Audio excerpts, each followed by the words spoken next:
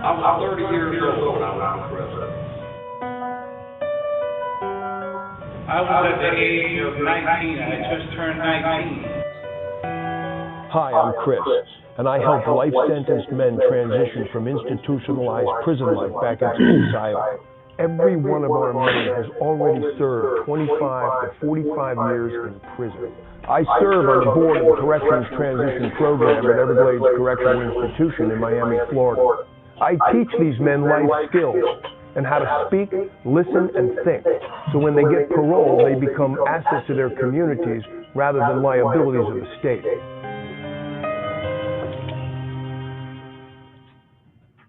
Welcome to Men Going Home. I'm Chris Wolfe, and we've got another great show for you today because we are the only show that brings you access to a segment of society very few people know anything about. Men who have spent more than 30, 35, and even 40 years in prison.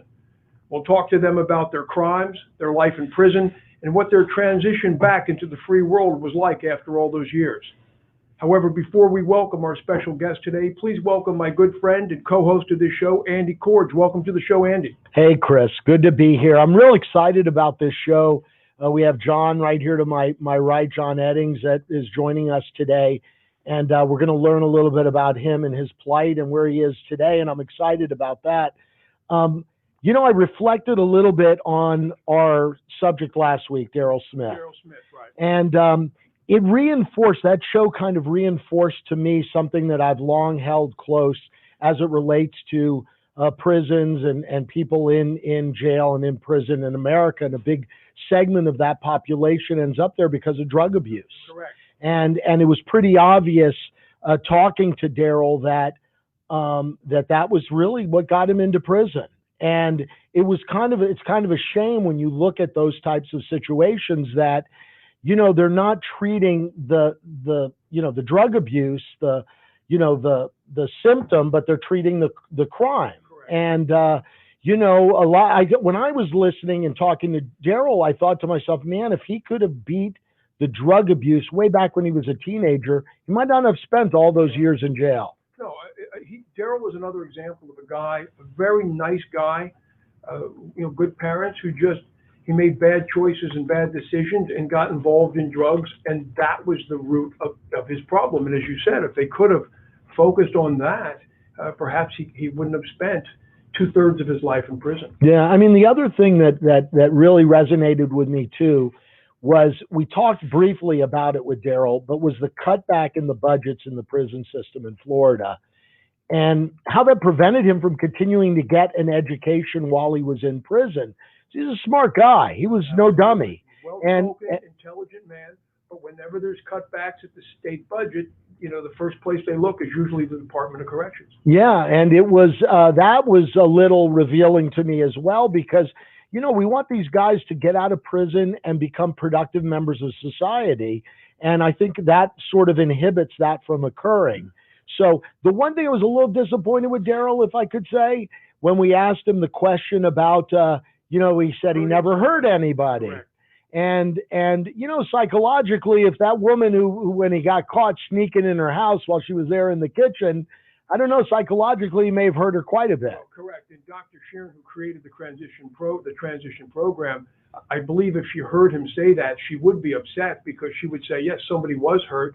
You psychologically probably damaged somebody for many, many years. They may have never gotten over the fact that somebody was in their home. But it turned out great for Daryl in that he got out. He's now becoming a productive member of society.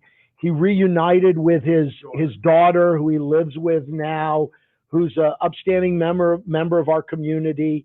And, God bless his mother, who raised that daughter and made her the woman she is today. And now she's reinvigorating his life by allowing him to live with her. Correct. It was a great show last week. Let's introduce this week's guest and get on with today's show. John Eddings spent almost 39 years in prison. He was convicted on 7 counts of armed robbery, 7 counts of kidnapping, 3 counts of aggravated assault, grand theft auto, and 2 prison escapes from Florida state prisons. He received 3 life sentences and 904 years in prison. After 25 years in prison, everything changed for him and he was paroled in 2013. He has survived over 38 years in some of the country's most violent prisons, and he is here today to tell his story. Please welcome my friend, John Eddings. Welcome, John. Good morning. Good afternoon, both of you. Thank you. John, so tell me, you're sitting in a prison 30 years ago. We're looking at 3 life sentences and 904 years. Did you ever think that you'd be sitting here today doing a live podcast in Miami? No, not really. Everything was measured in my mind that I was going to die in prison someday. And what do I do with the time in between? But then, as we spoke a few days ago, there was a point in my life that I realized I had served enough time that the time part was right, but had I become a person that they would find acceptable? So I started getting hope towards the end. But during most of the time, it was like, that's where I was going to die. John, as you and I talked and we interviewed, when I interviewed you, crime has been a part of your life since you were 8, 9, 10 years old. You were born in Illinois. You were raised in Columbus, Georgia. Your family moved to Titusville, Florida. But when you were in Georgia, you were 8, 9, 10 years old, and you were already stealing lunch money from women's purses in church. You called yourself a scoundrel at that young age. Talk about that. Well, don't ask me where it began in my life, but there are issues where I was a thief as a kid. I stole. And in the old days, the kids a lot of times put lunch money in the part of the desk there where the pens usually went, or pencils, and I would steal it sometime. So I'd go to the where we had lunch at and get an ice cream sandwich or something like that. I grew up in a church family. Another thing I share with you, I grew up in a Christian family. One grandparent taught Sunday school, 2 cousins taught it. One cousin played the piano in the services. A grandfather was a deacon in the church. I had an uncle that sang in the choir sometime, and an aunt that, before I remember, used to play the piano organ. That's the family I grew up in. But a lot of times I would act like I had to use the restroom, and I would walk there, and then I would cut over to where the choir room was, where the women would leave their purses. I would pilfer the purses and go out the store, go to the old country store down the street, get a soda, then come back. And I just never really recognized what I was doing wrong. It's just what I did. A lot of times over the 13 years I spent at Everglades Correctional Institution with the Corrections Transition Program, and people on the outside say, "Are these guys all come from broken homes, broken families?" You didn't. Your father had a job at NASA. Your mom was a homemaker. You had 2 wonderful sisters, and you called yourself the proverbial black sheep of the family. That's a very good description, because I did have this wonderful family, and our family is fairly large, spread out, and you will find that I'm the only person that did any of the things like what I did. I mean, we've had a couple getting some skirmishes, minor things, but I was the only person in the entire family that ever did anything like this. But 12 years old, you're living in Titusville, Florida. This is interesting because you said this is where peer pressure, and so many of the men in the program talk about how peer pressure affected their lives. And you said at the age of 12, you felt out of place. You were stealing alcohol and cigarettes to give to kids at the bowling alley for acceptance. And you said that peer pressure had a big effect on your life at that point. Well, that's true, because what happened was we had moved from Columbus, Georgia to Titusville, Florida. My dad took the job at NASA working with the space program. And I'd gone from 6th grade in elementary school in Columbus, Georgia. Then we moved to Titusville, Florida. I was in junior high. And I'm in a new community where I didn't know anybody, didn't know the people I'd grown up around that I was used to. So I was looking for ways to fit in. And it just so happened that literally 1 block from where we lived was the shopping center where the bowling alley was, and the so-called cool kids, that's where they hung out. And back then, this was before marijuana or any of the other things had been introduced to us at that level. And drinking beer and wine was the thing, and smoking the cigarettes.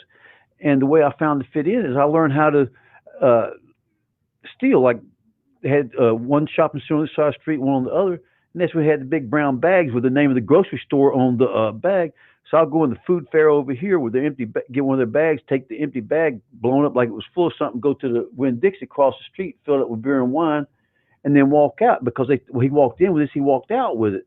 And I steal the cigarettes and lighters. And the kids I hung out with, most of them were a little bit older, but they allowed me to hang out with them. Right. And I didn't realize then that it was just all they cared about. Here's this kid that got us this booze and stuff for free, but it made me feel like I was one of the. Right. And it was a new community you were living in, so Actually. you wanted to gain Right. that acceptance. Right. But John, what's interesting is that you talk about when you're stealing lunch money from kids in school and then going through purses at the church, but your crime escalation is pretty fascinating over the years, because now you're 13 or 14 years old, Easter 1967, Daytona Beach, you get arrested for the first time. And then shortly after that, you get arrested for joyriding on a stolen motorcycle, Right. and you're sent to the Florida School for Boys. Well, actually, the way it went was that I had run away from home a lot. That's one thing you left out. That I ran away from home so many times. Sometimes I actually ran away from home. The other times, it was when I was hanging out with the kids. I stayed out so late. I figured if I'm going to get punished when I go home, I might as well make it worth it for the trouble and just stay 2 or 3 days. They'd be so glad to see me when I come home. The punishment wasn't as bad. You know, it's funny. John's a very intelligent guy, because I know him from the prison. We met in 2007 when I first went to the program. Yeah. And he's a very intelligent guy, because I created an outline and went over a few things with him, and he noticed I left something out, because he did run away. But actually, what was interesting is you ran away twice when you were young in Georgia, and then you ran away over 30 times in Right. Titusville. That's correct. But what happened with the thing in Daytona, it was actually during one of these spring breaks. I didn't know what it was, but I went there. I spent a whole week up on the beach, and there was actually some Christian students who allowed me to hang out in their hotel room. And then when they all went back to the different states on the Sunday, Saturday, or I think it was a Saturday, correct? So I'm just walking on, I guess it was US 1, and I was smoking a cigarette, and a police officer pulled, who the heck are you? We're just smoking. And next thing you know, I'm in the juvenile home in Daytona Beach overnight, and my parents Right. came pick me up the next day. But then it was just a short time after that, I was joyriding on a stolen motorcycle, and I went to the juvenile home. Then I spent, I don't know, maybe 2 or 3 months in the juvenile home, and then they sent me to a boys ranch in Palatka, Florida, called Roadhaver's Boys Ranch. But wait a minute, hold on. Now, but you were at a juvenile home, and while you're there, you got caught stealing cigarettes out of a secretary's purse. Now, Well, no, that was at reform school. okay, but jump ahead to reform school. Okay. You're there, you get caught stealing cigarettes out of a secretary's purse, Correct. and you get physically beaten 5 times. Back when this became, you're not supposed to be doing that. Right. They're not supposed to be beating Right. you. And then they actually got rid of you because they realized you could become a PR problem for Right. them, correct? That's my belief in what happened. See, well, actually, the 5 times back then, it was like they would have what they call ADJ, the Adjustment Center. And if you've ever been to a barber shop and seen that leather strap on the side of the chair where they sharpened the blades with, Oh, yeah. they had a strap like that with a handle on it. And there was a bed, just a regular twin bed, single cot. And they would make us lay on that bed and hold the handle like this and face the wall. And they would actually beat us, and they'd come like a hatchet on, they're cutting wood with one hand, just come way down and hit us in our butts with it. Now, the 4 times I got that like that. And but the 5th time he's talking about was when a friend of mine and I got caught stealing some cigarettes, and we were punished with the same whip, but standing up in the director's Right. office. And Okay. after that, that's when the issue came out. All right, now, December 1972, you're 18 years old, you just get released from a co-ed reform school. Correct. And you, all right, the Allman Brothers, Southern Rock is really big. You moved to Macon, Georgia. You're working construction, Right. and you're doing drugs, LSD, you're doing everything, you're drinking, and you decide, I need to do a couple of robberies. Here's what happened was that I was only there a couple months, but I was working construction during the day, and the popular bar to go hang out was Grant's Lounge. And I would go there, get high, get drunk. I played the harmonica, so I'd wait till the last set, play with the bands, step in, come home. So I'm coming home every night at 2 o'clock in the morning, and then get up first thing in the morning to go work. And pretty soon I realized something had to give, and I didn't want the partying to give. So I gave up the job. Now I'm trying to figure out, well, how am I going to supply what I'm doing? And I'm not a good drug salesman because I'm my best customer. So I remember from the things I learned in reform school were some of the kids that actually been there for armed robberies. Right. So I got a gun and I started robbing people. All right. Can I take a half a step back? Go ahead. Throughout this, so you're 18 years old. Your parents were, your dad working at NASA, your 2 sisters, good students, etc. Right. What were they going throughout this period of your teenage years, adolescent years?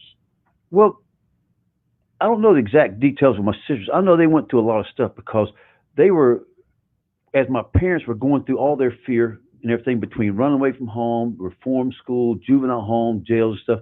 They go through what anybody would imagine a parent would go through. But then my sister was kind of like in the corners, just having to suffer it in a quiet zone, kind of. Yeah, they're innocent bystanders, Right. just watching it all happen. And so they grew up.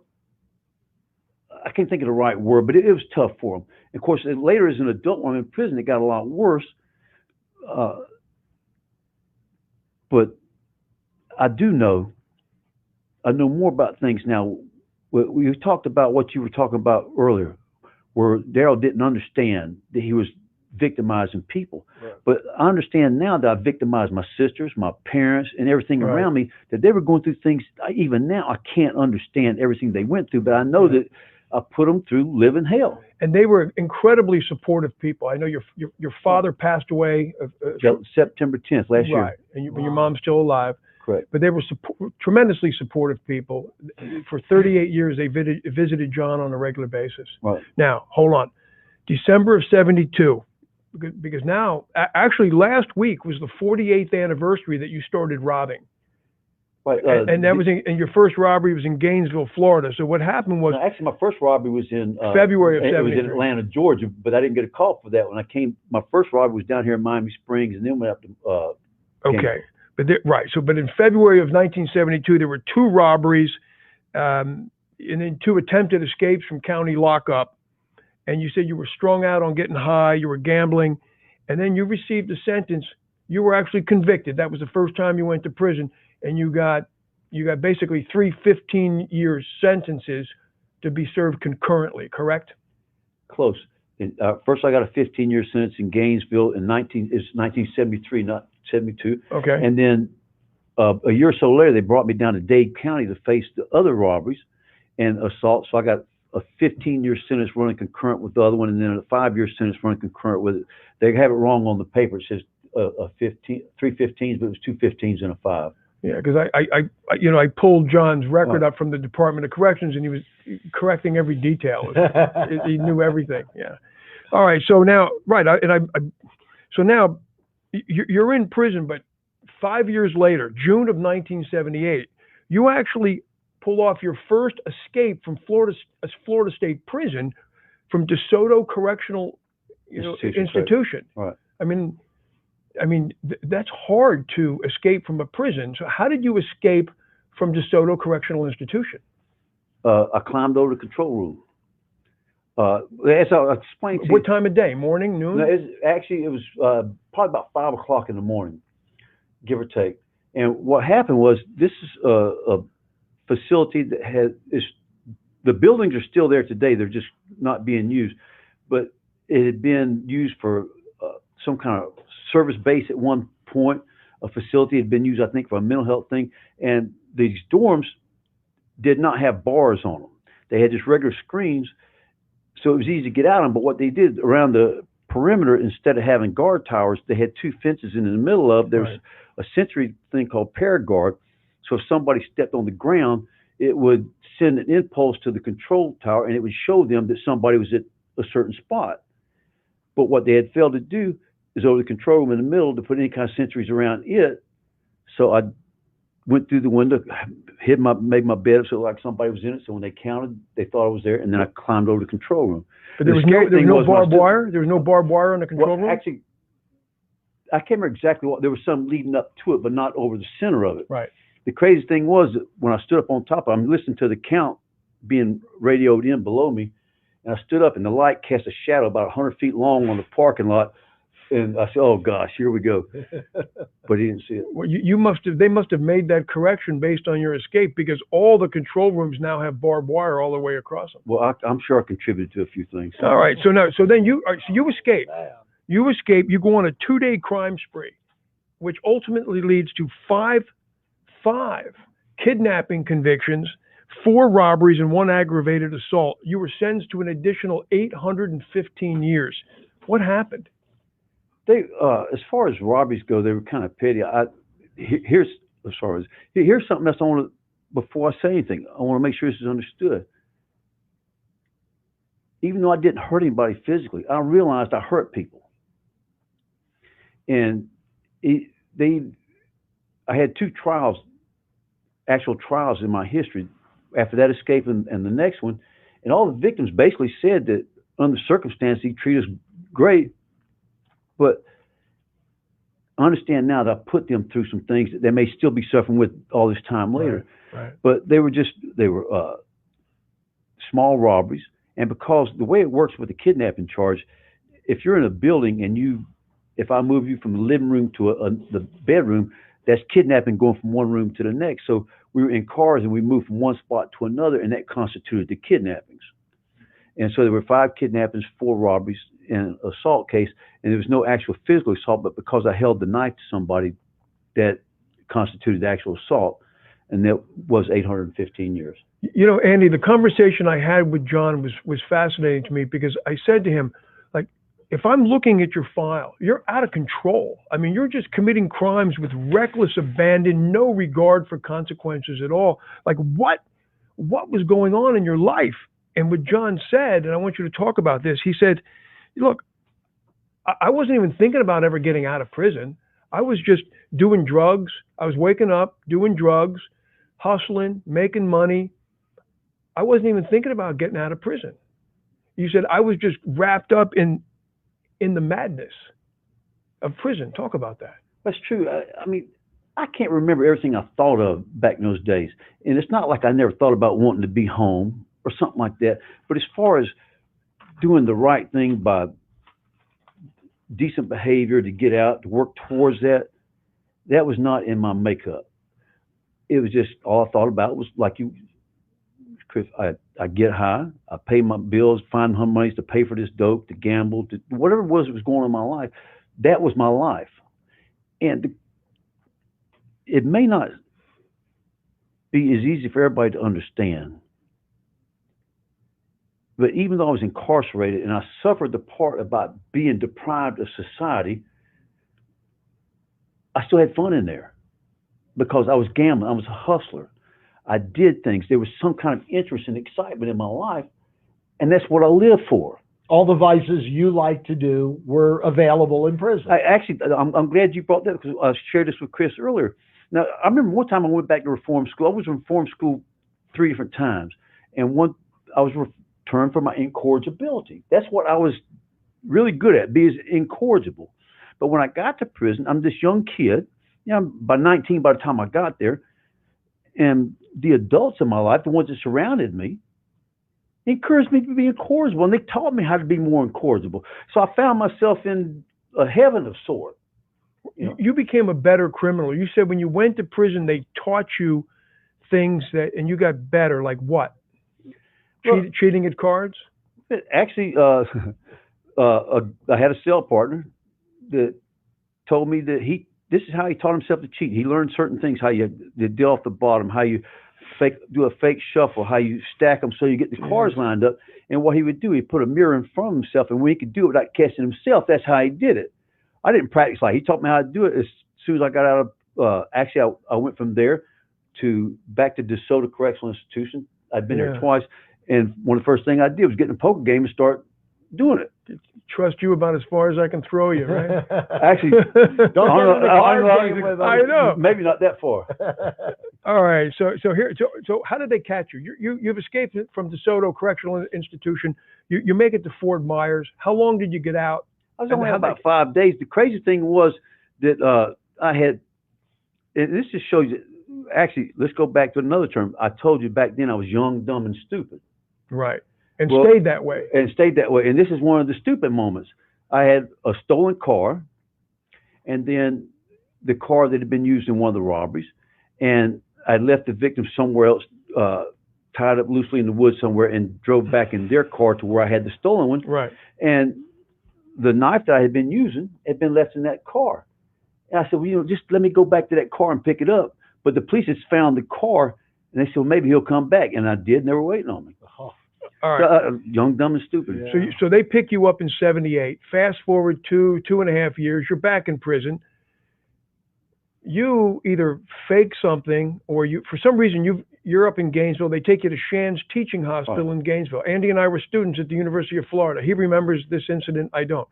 You go to the hospital, you take hostages, and you escape again. What went down there? Well, the thing was, when I escaped in 1978, I really didn't have to escape. It was a choice.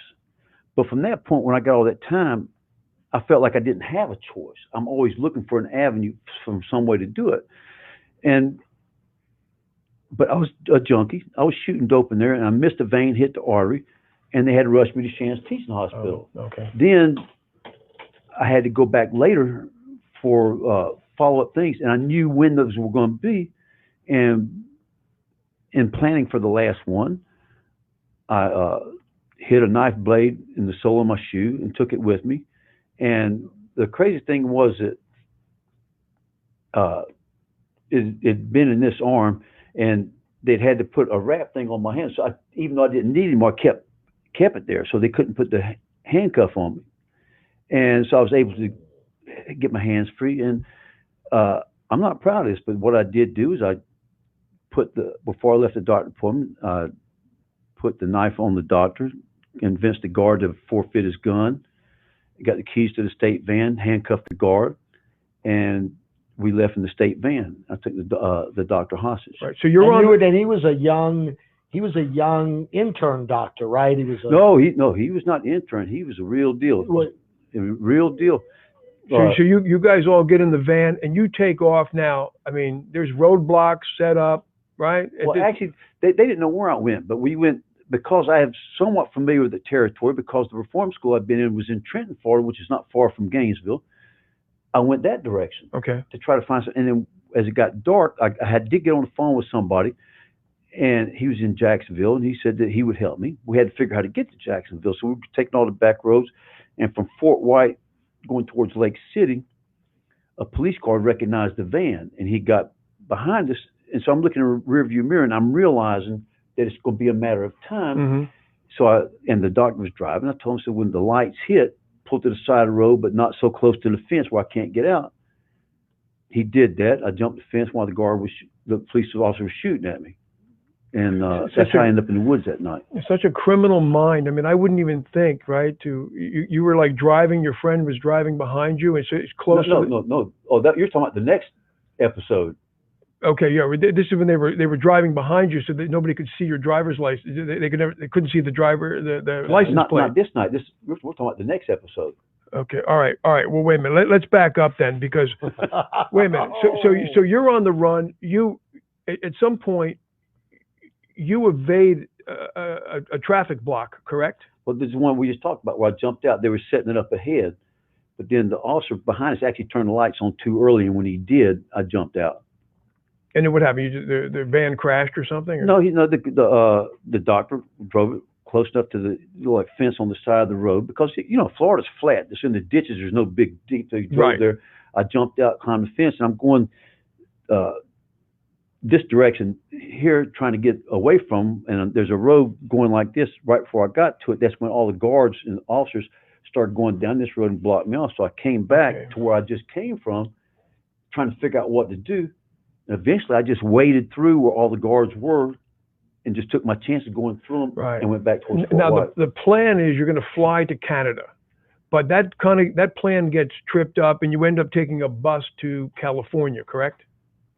Yes, but you left part of it out. Which part? Okay, because what I did the next night, I did go back to Gainesville, and I did kidnap this lady coming out of the hospital, and she tried to be another doctor from out of the mall. She was trying to be another doctor from the same hospital. I let her go the next day, and I had her car, and I was driving to Alabama, and some friends there were going to put me on a plane to Canada. But what happened was, as I was telling them that when they came to the bar to pick me up, I stepped down, twisted my ankle real bad, and that's when they were following me real close so nobody could see the tag. But I was in so much pain, I pulled off to a place to get some coffee, and then when I got back in, I remember having driven a car in years and didn't have much experience before. Right. So, and that's when I overran the red light, and then the police happened to be right at the corner, and they started following me. and I ended up jumping out of the car. When they turned their lights on, drove the car off the side of a hill and jumped out of it. Gotcha. Through the night. Okay, so no, I'm just trying to move Right. because we got a lot of ground to Right. cover. So, right, so you get rid of that car, but you're planning to fly to Canada. You can't fly to Canada. You end up taking a bus to San Francisco, correct? Correct. To California, correct. And then what happened in California? But on the way out there, because I was on a bus, this married couple who were Marines at 29 Palms, they would come back there. I was at the 3 wide seat. Everybody gave it to me because they saw I was messed up. And they would come back there to smoke. And I can't remember what I told them about who I was and stuff. But they said, well, you can come recuperate at our house. So I recuperated there for about 3 or 4 weeks. And then started heading towards the Bay Area. And they had no idea who you were. They had no idea you were escaped from prison. I may have been young, dumb, and stupid, but I wasn't that stupid. I didn't tell them. But now, while you're out there, at some point, you're hitchhiking, Right. and a nice woman picks you up, Right. and you marry her. Correct. Talk about that. Well, when I left them, I started going to the Bay Area, and people today don't realize how often people hitchhiked back then. And just when you look at how everything crimes I committed, I had to be really even super stupid to be hitchhiking. But when I got to Fresno, this lady picked me up and gave me a ride to the Bay Area, and she did give me her business card. So in later time, when I did get established a little bit better, I contacted her. We got to know each other, and eventually we did get married. Did she know of your past at all? Of course not. How long were you married? Not very long. I think we got married in August or October, and then May of the next year was when I had to leave town, and eventually got caught and came back to prison. Wait a minute. Yeah, let's talk about how you got caught, because apparently you were still addicted to drugs in California. Right. You needed money, another armed robbery. Right. Well, what happened was that I was doing decently for a long time, but I hung out at the bar most of the time, and sooner or later I did start getting high on more than marijuana and beer, and I started shooting the cocaine, and I got strung out shooting it. And then I started just doing whatever it took to get the money. Right. And I did, even though we hadn't talked before, I did rob somebody in that area, a couple of people. But then I had destroyed my relationship with my wife, destroyed everything in that area.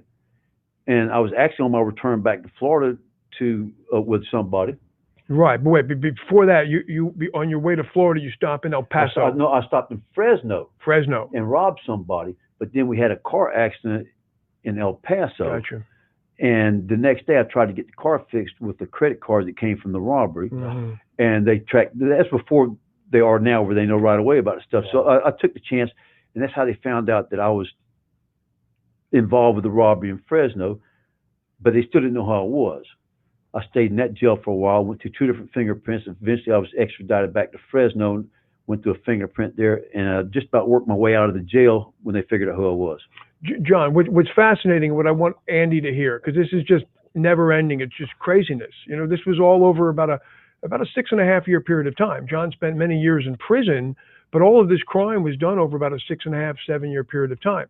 So they pick you up in El Paso, send you back to Fresno, right, which really saved your life. Correct. Because you were on your way to Florida. Correct. For what? We were on our way to Florida to help somebody escape from prison. We were going to rent a helicopter, but then take the pilot hostage, have him fly into the prison grounds to pick him up, and then fly out. Wait, hold on. And this was Union Correctional Institution, which, well, maybe maximum security prison. Maximum security. So the plan was to land a helicopter inside the prison and break someone out? Correct. Yes.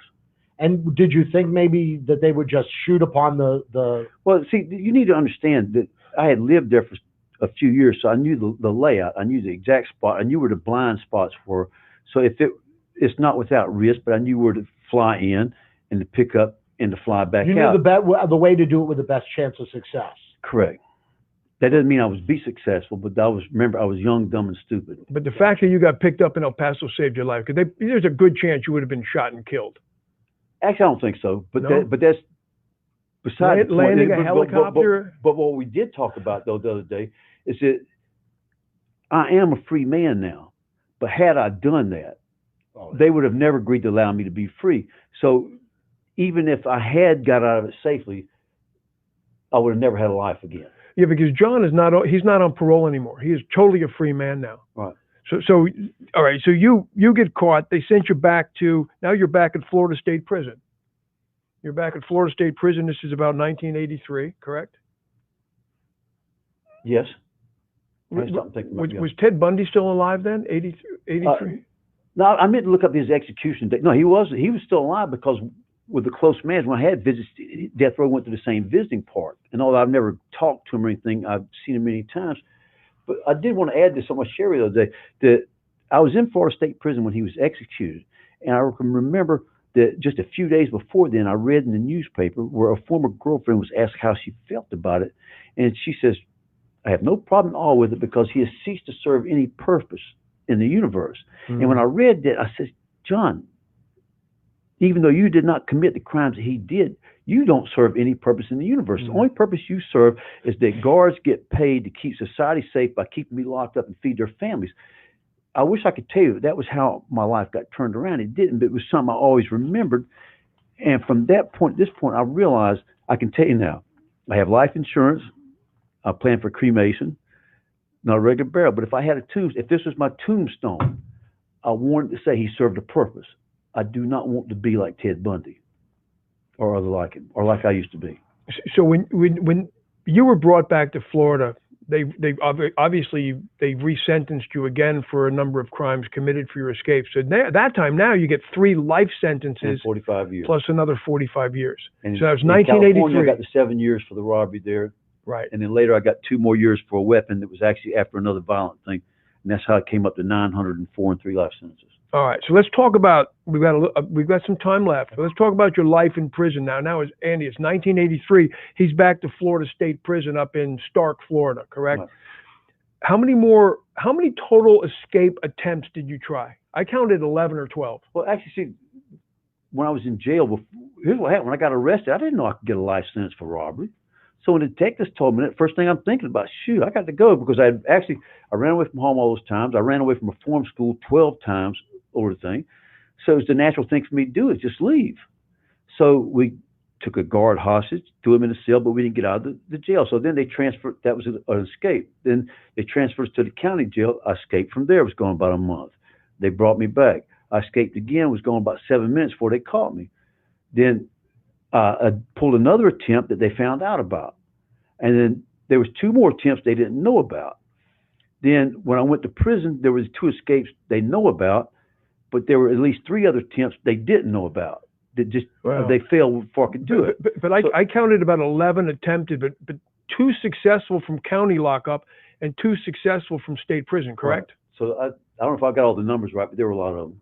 What was your life like now? You're settled into Florida State Prison. What was your life like at Florida State Prison in 1983? Well, I was on close management. That's Florida's version of long-term solitary confinement for 4.5 years. And as crazy as it sounds, you can actually find a comfort zone in your little closet. Really? And so here's what you do. You find a life. You read a lot of books. You write. You find things to do. And because these were the concrete walls with the steel bars in the front like you generally see on TV, and there's 3 floors of it, there's people hollering and talking all night long, and they play chess. We learned how to play chess by hollering the moves up and down. So if you had 3 o'clock in the morning, people playing chess, there's only certain windows where you get sleep. We learned how to do a lot of things. We learned how to gamble with a guard game called Georgia Skin with people on a different floor. There's different things to do. And that's what we did. You learn how to exercise in your cell. I built a lot of a life. You look for pen pals, building a life like that.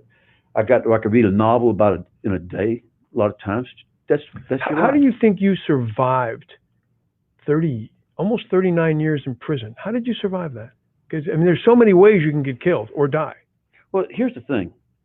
I can tell you this, that I'm not going to take anybody to church right here, but I always knew that for me to be a free man again, or to live through it, it was going to take a miracle like Moses at the Red Sea with that do anything stick. And if I was ever released, I was always going to give God credit for what happened. That is what happened. I do believe I was looked out for. I can tell you a lot of reasons why God did do that for me. I know my mother has calluses on her knees for all the prayer. I can tell you a lot of different things. I can tell you now that I have a decent life. I believe that I was saved so I could live this life. But I did not do it. I did not survive because I was a heroic, brave person and knew how to fight great or anything. I'm just a walking miracle. Can I take a half a step back here for a second? Mm-hmm. You tried to escape from prison all these times and were successful several, which is unbelievable. Amazing. It's amazing. Are there a lot of other guys in prison that are looking for ways to escape like that? Or were you kind of unique in that regard? We have a few. There's only two that really had the courage to try it. And I say that because I'm really a coward in a lot of areas, but that was just one of the areas that I would just do it. And that was also 41 years ago. I wonder if they've really, closed some of the holes and locked things down more. They have closed some. See, I can sit there and tell you now ways to navigate the razor. I remember one guy, his nickname was Renegade, who just climbed over, just threw the blanket over and just walked through it and just let himself get cut up through the razor wire. So if you determined to do it, you're going to do it. And the math I always used, if you had a 50-50 chance to succeed, it was worth the investment. How would you describe to the average person what prison is like, you're living in a community of men, thousands of men, for years and years? How would you describe to the average person what that's like? Well, here's the thing. It has changed a lot in recent years, and I have been absent for years. And I could hear some of the stories about it because, like, before I went to California on my consecutive sentence at the end, I'd never been in an environment with all these gangs. I went out to California, they had the real gangs. And then now have them in place in Florida. And while they're real, they're not real like the real ones in California. And I could tell you all the different stories if we had time about how I validate what I'm saying. But there's a lot of petty things now. There's this K2 that drives people nuts, smoking and stuff. There's just so many differences between them. But the thing is, you can develop a life in there. Some of the closest family I have are the men I did time with. And you keep that bond today? I'm part of a nonprofit organization called Ephesians 428 Ministries, and two of the men on that board I did time with, two men Alan Shepard and Michael Wolfe. Yeah, the Corrections Transition Program is a very tight, loyal organization, and everybody's very loyal to each other, and they have a network, and a lot of the men are watching now as we speak. John, did you ever fear for your life in prison? Sure I did, especially when I first went in, but there were other moments. Listen, I haven't won a fight since 1969. I've lost a lot in between, so it's easy for me to get scared. Right. And Andy, we talk about his escapes. I believe, didn't some writer at a newspaper, there was an article written they called you the modern day Houdini, and another one called Escapee Escapes and Escapes Again. Yeah, who wrote 73. Those? They're just newspapers? Yeah, they're in Gainesville Sun. Gainesville Sun? All right. Now, here's another thing. Now, we can start to transition into your transition out of prison. But I made a note here, and you mentioned it earlier. You described yourself as young, dumb, stupid, and I stayed that way. I just got tired of it. And that fed into Dr. Regina Sheeran's theory on you just aged out, correct, on crime? That's her description. She says you just get old and just get tired of it. To me, I think more descriptive and better. I just got tired of beating my head up against the wall. You can only spend so much time in there without a life to just not learn something from it. I wish I could tell you that you were talking earlier about the different educational things. When I first went into prison, you could actually, at the Rock, UCI, you could get a college degree for free, AA.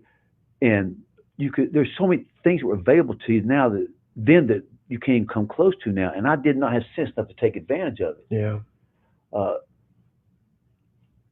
All of our guys at the Corrections Transition Program, a lot of these guys got life sentences in their late teens, early 20s. Now they're 50, 60. And it's true. They've just aged out on crime. Crime is generally, as Dr. Sheeran says, a young man's activity. These guys just want to get on with their life and live a life. And that's what happened with John. It's just I wonder, was there just one instance in something that happened in your life that developed a change inside of you? Because, you've been, since you were very young, committing these crimes for a long period of time.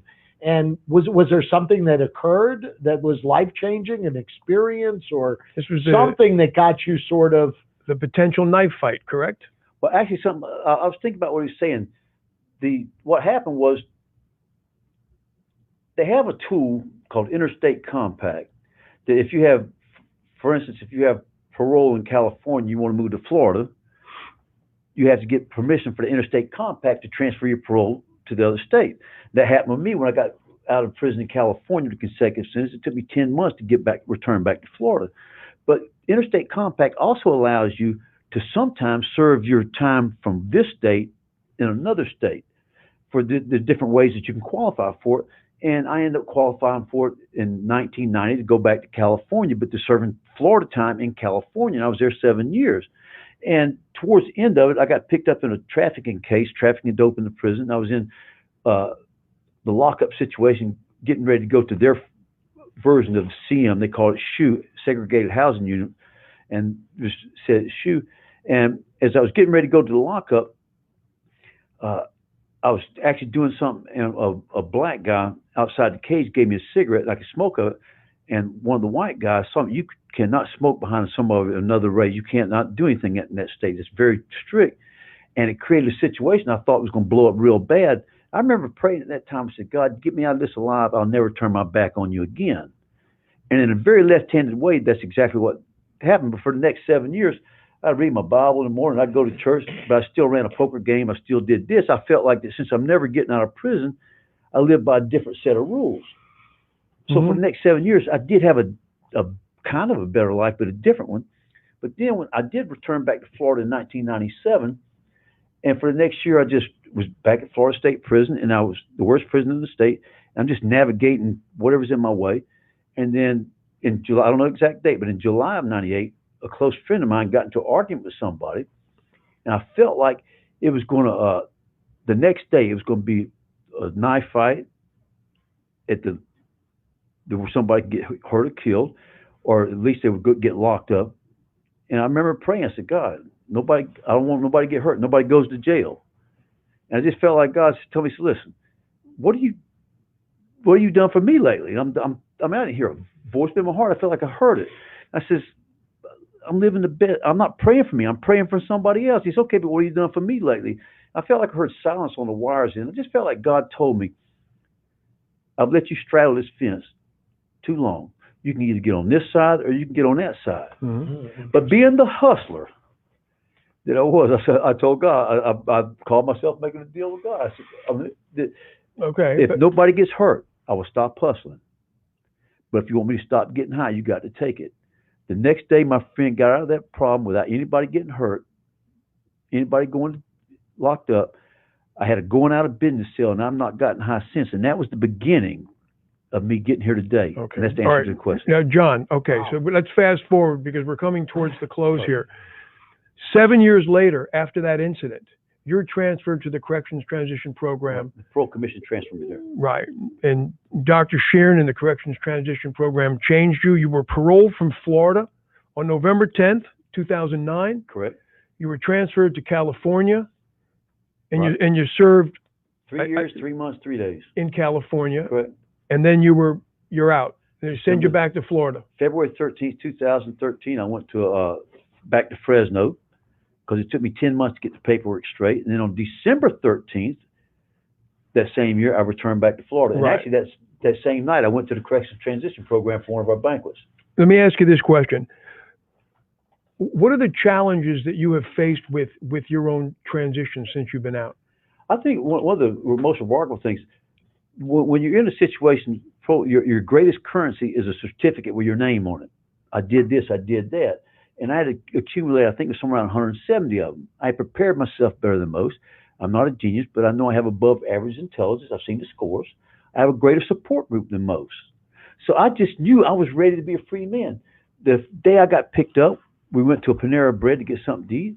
And I was told, what would you like to get? I looked at the menu. It's almost like I saw the words run together. I said, you pick me something. You can have whatever you want. You pick me something.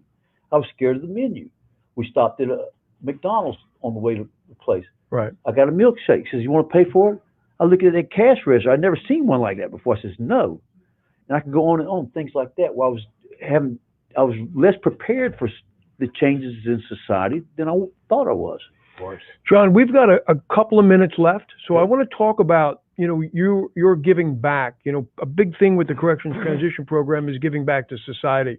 And I know that you worked with Dr. Sheeran at the Alpha Phi Sigma. Correct. You've written you've written a few books.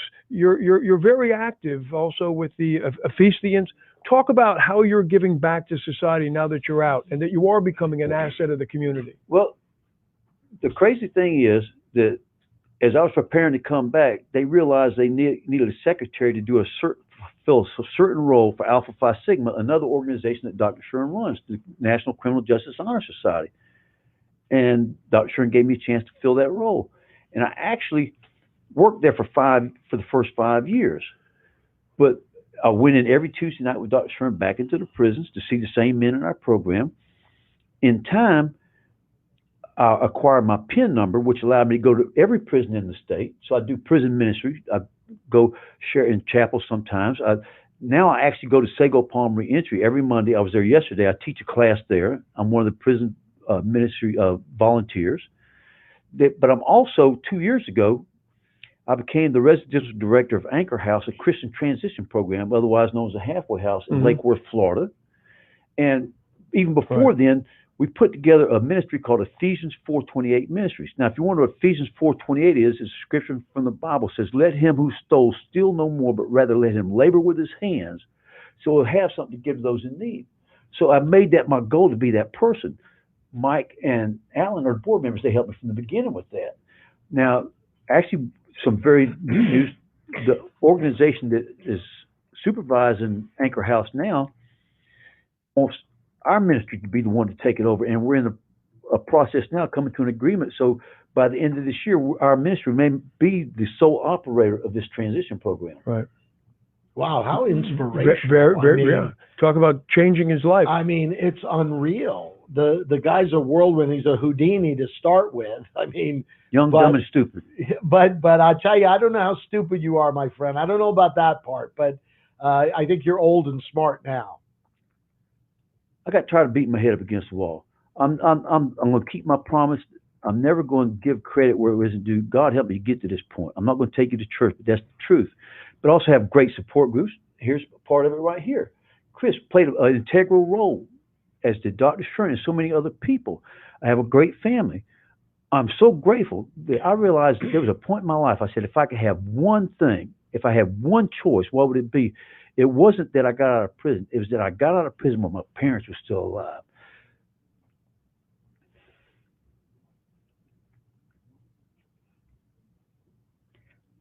That happened.